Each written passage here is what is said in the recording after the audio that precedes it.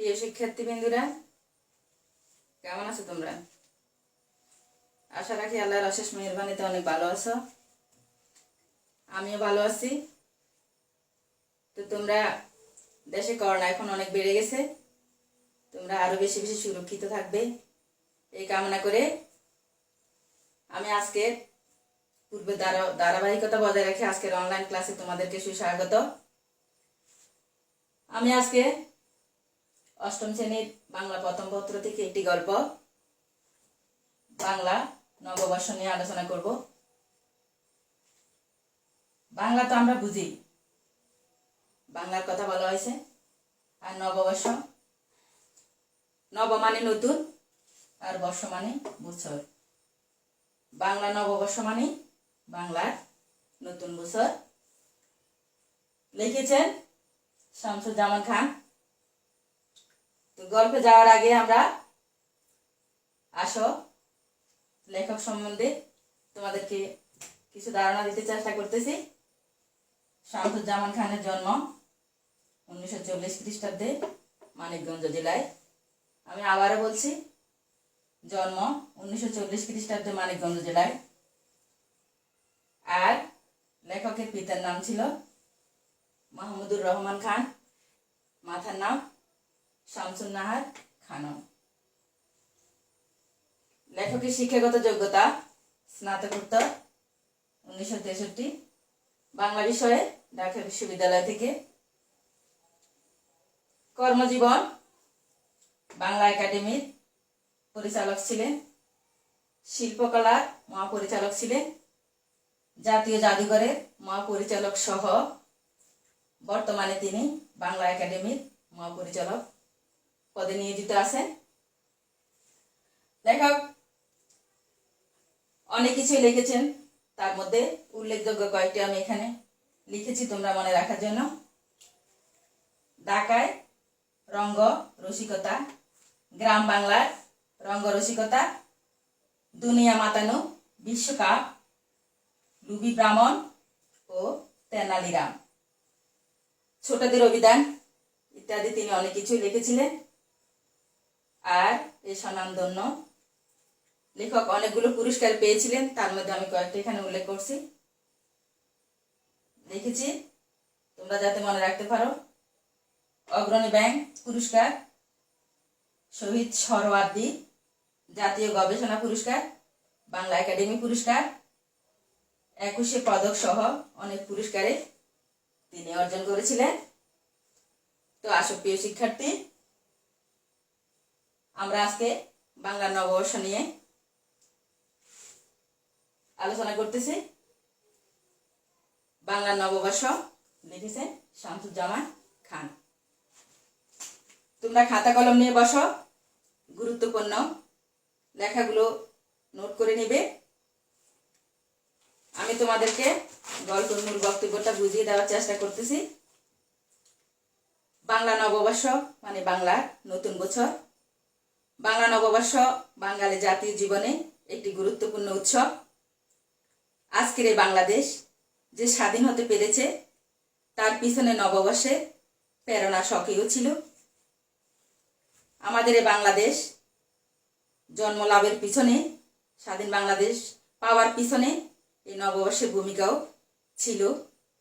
কারণ পাকিস্তানি শাসকবর্গ বাঙালির পানের এই উৎসবকে অর্থাৎ নববর্ষ উদযাপনে বাধা দিয়েছিল এবং এর প্রতিবাদে বাঙালি রুখে দাঁড়িয়েছিল। বাঙালির রাজনৈতিক ইতিহাসের সঙ্গে সংস্কৃতির ইতিহাস বিশেষভাবে জড়িত।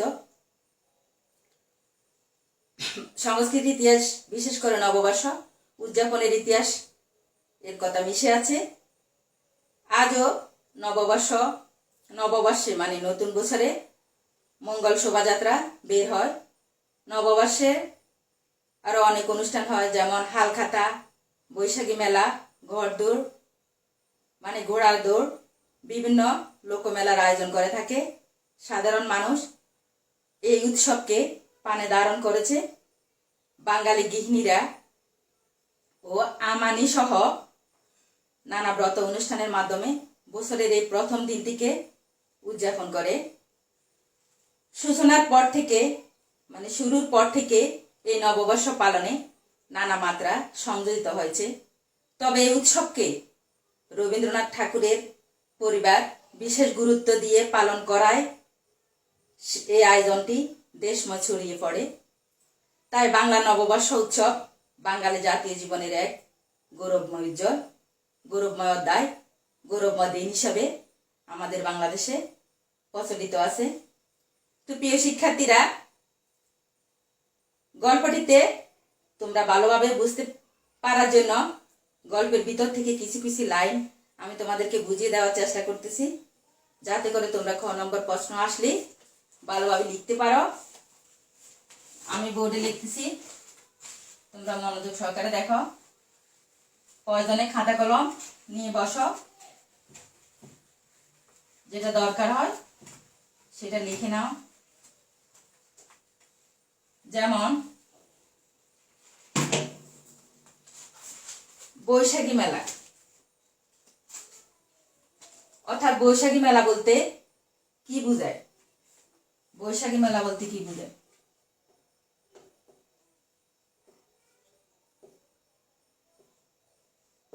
বৈশাখী মেলা বলতে কি বোঝায়?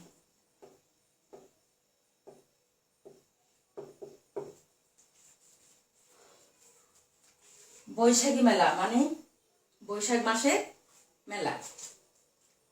তো প্রিয় শিক্ষার্থীরা, নববর্ষ উপলক্ষে দেশের বিভিন্ন স্থানে বৈশাখের প্রথম দিন মানে বৈশাখ মাসের প্রথম দিনে বার্ষিক যে মেলা বসে তাকে বলা হয় বৈশাখী মেলা। আমি আবার বলছি, তোমরা খেয়াল করো। নববর্ষ উপলক্ষে দেশের বিভিন্ন স্থানে বৈশাখের প্রথম দিনে বার্ষিক যে মেলা বসে তাকে বলা হয় বৈশাখী মেলা। আর এই বৈশাখী মেলা চালু হওয়ার পর থেকে নববর্ষ উৎসব পালিত হয়। নববর্ষ উদযাপনের সাথে সাথে আরো নানা আনুষ্ঠানিকতা যুক্ত হয় এর সাথে। বৈশাখী মেলা সেইগুলোর মধ্যে একটি হলো এই একটি বৈশাখী মেলা হলো প্রধান। মানে নববর্ষে অন্যান্য অনুষ্ঠান যে পালিত হয়, যে আনুষ্ঠানিকতা হয়, তার মধ্যে বৈশাখী মেলাটা অনেক বেশি স্থান দখল করে আছে। যেমন এই বৈশাখী মেলা ঠাকুরগাঁয় মর্দের মেলা ও চট্টগ্রামে মহামনির বৌদ্ধ পূর্ণিমা মেলা ইত্যাদি বসে। এসব মেলায় পাওয়া যায় মানুষের অতি প্রয়োজনীয় ও শখের সব জিনিসপত্র। প্রিয় শিক্ষার্থী, যেমন আরেকটি লাইন এখানে আছে, বৈশাখী উৎসব। এই বৈশাখী উৎসবটা কি আমি তোমাদেরকে একটু বোঝানোর চেষ্টা করতেছি। বৈশাখী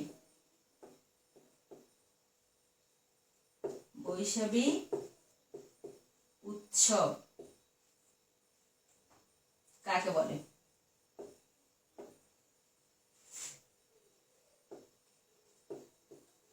বৈশাখী উৎসব কাকে বলে? বৈশাখী, এখানে তিনটা শব্দের সমন্বয়ে শব্দটা গঠিত হয়েছে বৈশাখী। নতুন বছরের আগমনে উপজাতিরা বৈশুখ, সাংগাই ও বিজু এই তিনটি অনুষ্ঠান, আমি আবার বলছি, বৈশুখ, সাংগাই ও বিজু এই তিনটি উৎসবকে একাত্র করে যে উৎসব পালন করে তাকে বলা হয় বৈশাখী উৎসব। আমি আবারও বলছি, নতুন বছরের আগমনে উপজাতিরা বৈশুখ, সাংগাই ও বিজু এই তিনটি উৎসবকে একত্র করে যে উৎসব পালন করে তাকে বলা হয় বৈশাখী উৎসব। এটা কারা পালন করে? পাহাড়ি এলাকায় বসবাসরত উপজাতিরা ও নববর্ষের উৎসবটা পালন করে। কারা পালন করে? পাহাড়ি এলাকায় বসবাসরত উপজাতিরা এই উৎসবটা পালন করে। বিশেষ করে পার্বত্য চট্টগ্রামের পাহাড়ি এলাকায় নববর্ষ অনেক ক্রীড়া কৌতুকের মধ্য দিয়ে পালিত হয়। এই তিনটি অনুষ্ঠানকে একত্রিত করে তারা একটি উৎসব করে, তার নামই হলো বৈশাখী। বৈশুখ থেকে এখানে বই নেওয়া হয়েছে, বৈশুখ থেকে বৈশুপ শব্দ থেকে বই নেওয়া হয়েছে এবং সাংঘাই সাংঘাই শব্দটা থেকে নেওয়া হয়েছে সা এবং বিজু বিজু থেকে নেওয়া হয়েছে বি বড়শিকার বি। তাইলে একসাথে তিনটা শব্দের সমন্বয় হয়েছে বৈশাখী। এই তিনটা শব্দ দিয়ে নামকরণ করা হয়েছে বৈশাখী। তো প্রিয় শিক্ষার্থীরা, মনোযোগ দিলে অবশ্যই তোমরা মনে রাখতে পারবে। তেমনি আমাদের আরেকটা শব্দ আছে এখানে, আমি তোমাদের মনে রাখার সুবিধার্থে বোর্ড ব্যবহার করতেছি, তোমরা একটু মনোযোগ দাও। যেমন আছে এখানে হাল খাতা, হাল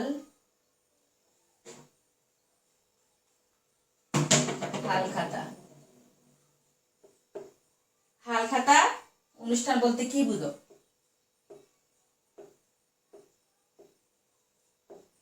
হাল খাতা অনুষ্ঠান বলতে কি বুঝো? এবং আরেকটা কোশ্চেন এর সাথে যোগ করে দেওয়া যায়, দিতে পারে, সেটি হলো যে আগের মতো হালখাতা অনুষ্ঠান এখন পালিত হয় না কেন? আগের মতো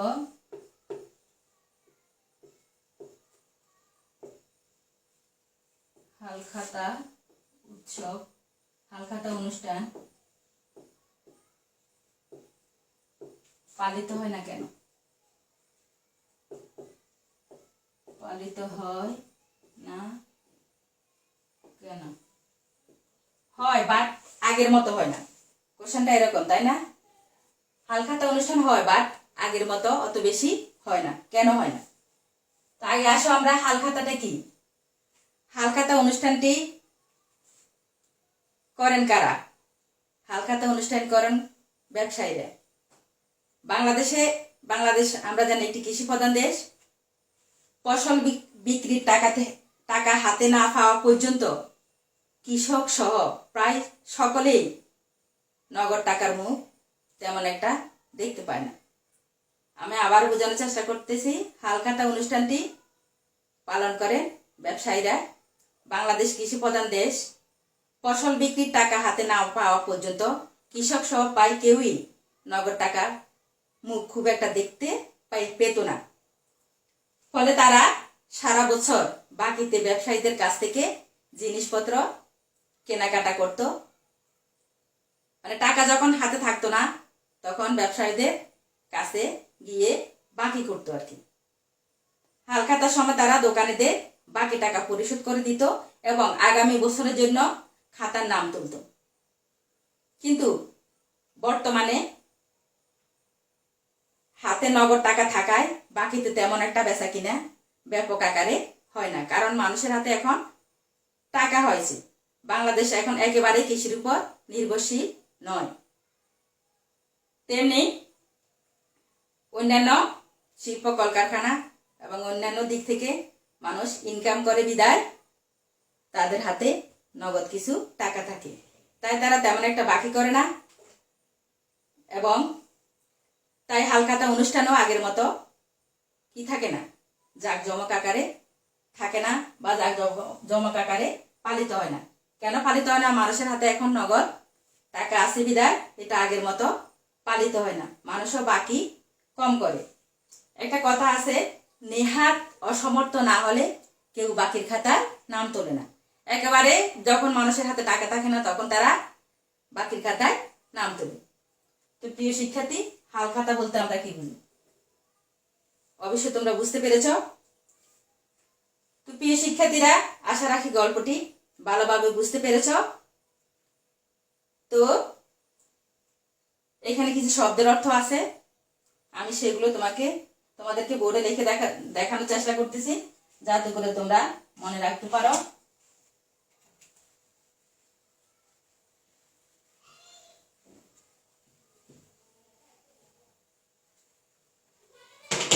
যেমন এখানে একটা শব্দের অর্থ আছে পয়লা।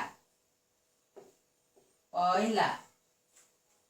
এই শব্দের অর্থ হলো, আমরা বলি না পয়লা জানুয়ারি, পয়লা ফেব্রুয়ারি, এবার বলি না, তাইলে পয়লা মানে প্রথম। পয়লা মানে প্রথম। তারপরে আছে নববর্ষ। নব শব্দের অর্থ হলো নতুন, বর্ষ মানে বছর, তাহলে নববর্ষ শব্দের অর্থ হলো নতুন বছর, নতুন বছর। তারপরে যেমন আছে পরিপন্থী।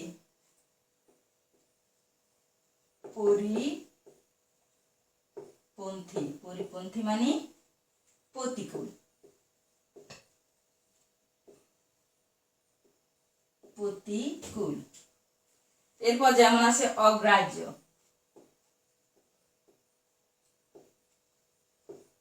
অগ্রাহ্য আমরা বলি না কথাটা অগ্রাহ্য করছে, মানে কি বাতিল করা, বাতিল। অগ্রাহ্য মানে বাতিল। তারপর যেমন আছে সোচ্চার।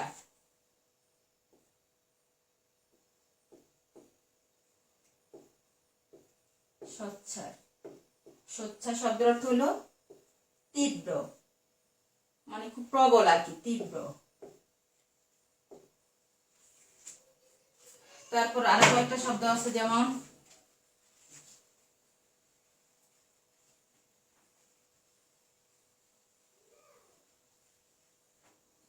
তোমরা মনোযোগ দাও, যেমন আরো কয়েকটা শব্দ আছে হিজরি। হিজরি, হিজরি মানে আরবি সন।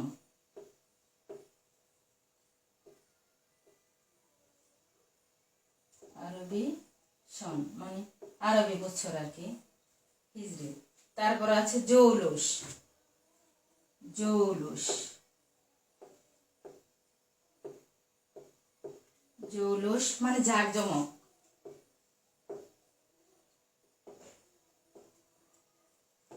জাঁকজমক ভাবে পালিত হয় নববর্ষ। এরপর হলো স্থবির, আরেকটা শব্দ আছে স্থবির। স্থবির, অথর্ব, অর্থ হলো অথর্ব। তারপরে যেমন আরেকটা শব্দ আছে মাতোয়ারা। মাতোয়ারা, মাতোয়ারা মানে আত্মহারা, মানে খুশিতে আমরা বলি না মাতোয়ারা হয়ে গেছে, এই আত্মহারা, খুশিতে আত্মহারা। আর তেমন কোনো কঠিন শব্দ নেই প্রিয় শিক্ষার্থীরা, আর তেমন কোনো কঠিন শব্দ গল্পে আমি দেখতে পাই নাই। তো তোমাদের কাছে আমার এটুকু চাওয়া, গল্পটা বাড়িতে বসে আরো একটু মনোযোগ সহকারে ভালোভাবে গল্পটা পড়ে নিবে। আর তোমাদের কোনো সমস্যা থাকলে যখন স্কুল খোলা হবে ক্লাসে বললে আমি আরো ভালোভাবে বুঝিয়ে দিব। তো তোমাদের আজকে এই পর্যন্ত। আগামীতে আরেকটা ক্লাস নিয়ে তোমাদের সামনে আবার অনলাইন ক্লাসে আমি হাজির হব। তো তোমাদের সুস্বাস্থ্য কামনা করে আজকে এই পর্যন্ত। ভালো থাকো, আল্লাহ হাফেজ।